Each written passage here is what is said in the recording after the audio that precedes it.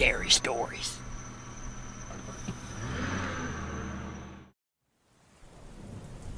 In college, I got into a relationship with a guy. He was fine until he found Jesus. He quickly went crazy, claiming demons spoke to him, trying to buy weapons from some shady friends we had, fantasizing about how he would hurt people, and becoming incredibly controlling and physically abusive, nearly killing me a few times. Needless to say, I got the fuck out. After a few threats and really crazy behaviors, he left me alone for a while, and I thought that was that. I was headed to my dorm after a meeting one night when I decided to pass it and go to the student union, which was right down the street. I got some ice cream. As I passed the dorm, I heard steps behind me. I turned around, and I thought I saw someone in a white shirt duck behind a big signboard. I kept walking, listening carefully. I heard something move and whipped around again. There, a person, his size, staring at me from behind a tree. I couldn't see very well, but it really looked like him. I was mildly freaked out by then, but I just walked a little faster.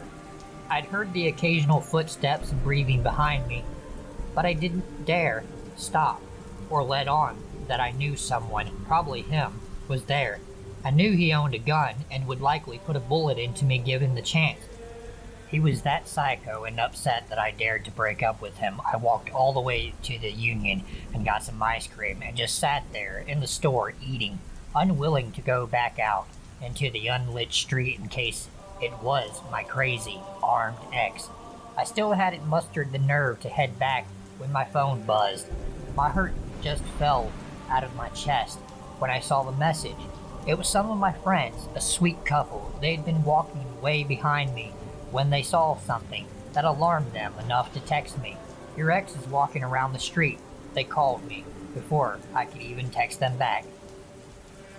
"Where are you? Your ex is prowling around here near your dorm. He was coming back from the direction of the union. I think he had a gun. Was he with you? What's going on?" Panicked, I assured them that I had not been with him, but someone who looked like him had been following me, and I was at the union and was too scared to go back alone. They practically yelled at me to stay there and not go anywhere, and that they were coming. A few minutes later, they came running into the union, breathless, eyes wide, asking why he was by my dorm and what had happened. This is possibly what scared me most of all. The boyfriend, who is a black belt in karate, is never scared, looked absolutely terrified.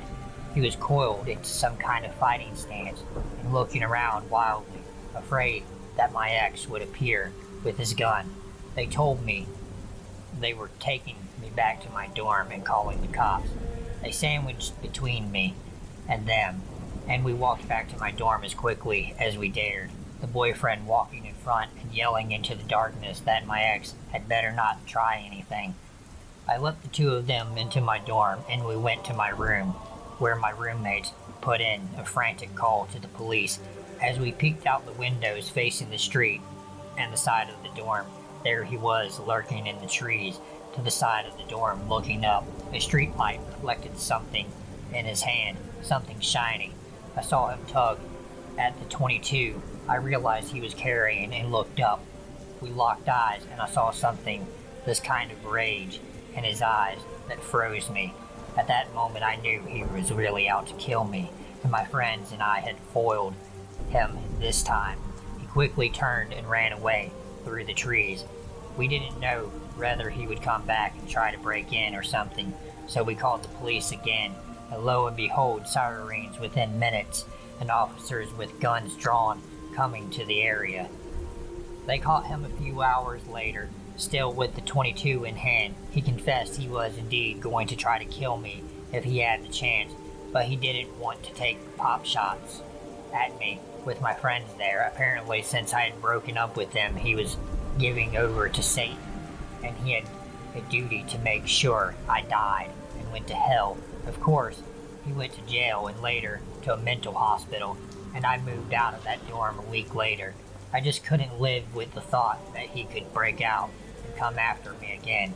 I got some cop friends to keep an eye on my roommates until they could move out too.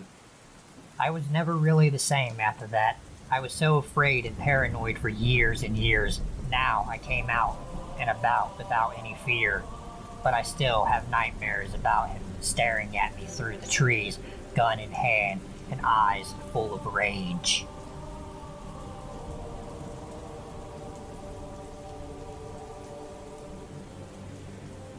This happened about 12 years ago. I was 14. My sister was 16. We were traveling with my parents and stopped at a motel right inside the Kentucky state line. It was across the road from a shopping center. Knowing there were a few hours of daylight, we asked my parents if we could go check out the stores. Being in a place that we had never been made them hesitate. But it was right there. We were pretty protective of each other already, and it's the middle of the day business shopping center. We were there for a while, 10 minutes before we decided it sucked and headed back to the room. Once we reached the parking lot, we went behind the first building knowing our room was behind the other side of the second building. Planned on immediately going behind both buildings at once, but there were a lot of cars leaving at once and it was the easiest way to get out of the way. A truck passed and dropped someone off at his room. There might have been conversation, but we weren't paying attention. The truck started driving super slow when it had sped into the lot before. Okay, maybe he saw people walking and decided to slow down. I noticed, but it didn't send up any red flags. We walked about 50 feet and he's still driving slow, still behind us. A red flag starts waving in my mind. I peek over to my sister, and yeah, she looks a bit concerned. We picked up the pace just a bit, knowing we were still a few hundred feet and around the building from our room. He starts saying something like, "Hey, my buddy wants to know if you guys want to party." While he was talking, we both looked back at each other, saw the guy in the truck looking right at us, and his friend walking about halfway to us from his room. Sister cut off "nope" and took off running, reached the room and slammed into it.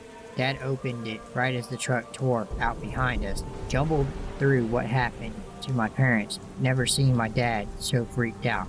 Called the cops. They checked the cameras and got the license plate number. Cops took our number, said they'd tell us if they caught him. They caught him a week or so later on unrelated charges. I think he got 5 years for everything.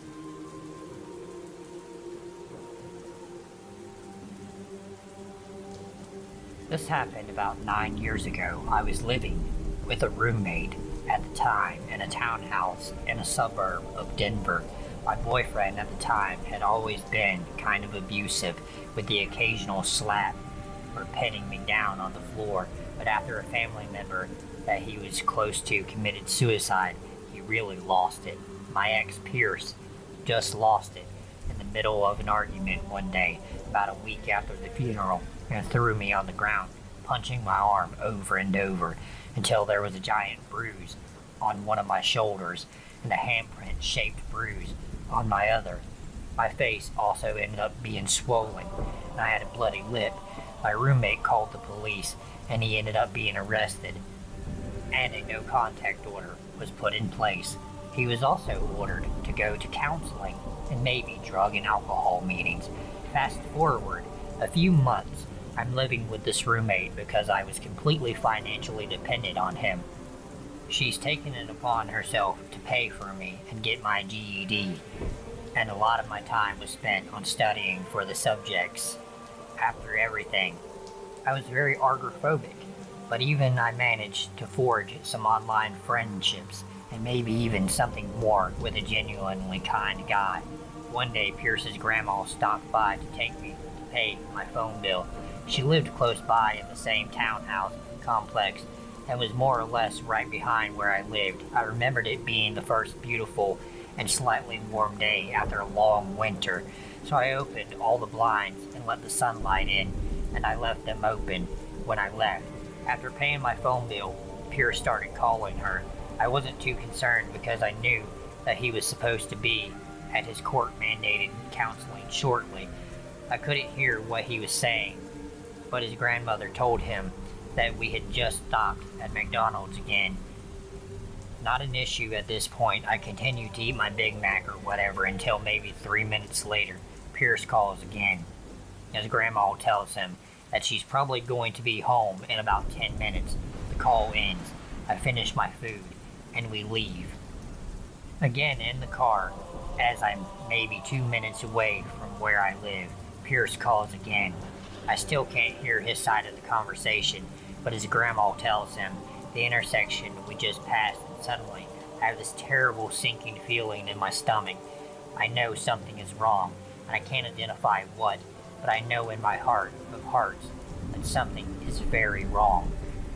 I consider asking his grandma for help, but for context, his grandmother watched Pierce hit me and try to strangle me and openly express disgust at how I can't help but piss him off.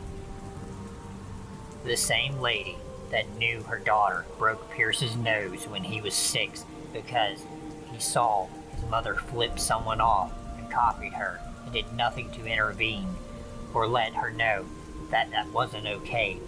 The family member that Pierce was mourning for often told him he was fucked up and was probably the most verbally and emotionally abusive person I have ever witnessed in real life or any movie, book, or whatever. So this family is just super fucked and abusive to other people, to each other, so I'm completely alone in this situation. Anyway, his grandma pulls in front of where I live, and I notice all of the blinds I had opened are now closed. We go inside, and once she leaves, I walk upstairs to my room and see a random Word document open on my computer. Pierce had written a whole page worth of shit, but I only pay attention to the big words at the top. I read your emails. Immediately, I know that he's seen the emails between me and a guy I'd met. Even though they weren't outright sexual or flirty, you could kind of tell there was something there. My brain stopped reading at this point, and I need to find out if he's still in my building, because there's a no contact order. I know he would have come in through the back door so nobody would see him, so my mind latches onto this idea that if the back door is locked, he's probably gone. I run downstairs to the door, and I see that it's locked. But as soon as I reach the door, I hear a closet sliding open from the room I was just in, loud and angry footsteps, and he's yelling my name. I know that this may sound weird, but I can't recall exact details. I remember his face in mind. Before I could understand what was happening, I remember being back up in that room again. I think to go through all of my emails with him. I remember him slapping me hard in the face over and over until I got dizzy. I remember somehow convincing him to let me use my phone to respond to one of my roommate's texts. I don't remember what I said, but I remember that she called right away. I remember Pierce standing up 2 feet away from me and looking at me, believing he was going to kill me, and my roommate asking me, "Are you safe?" I only said no. She told me that she was on her way and would be there as fast as she could. Eventually, Pierce became convinced that I had called the police. With a knife in his hands, told me that if they were coming anyway, that he might as well give me what I deserve. I managed to convince him that I didn't call the police. Then he started crying about what a terrible person he was and threatened to kill himself with that knife. So, with a handprint on my swollen face, I tried to convince him that he wasn't terrible and to please not kill himself until my roommate came home. Insane ex-boyfriend, I moved to states, had my name changed, and only feel safe in buildings in big cities where I'm at least 3 stories up. Let's not meet again.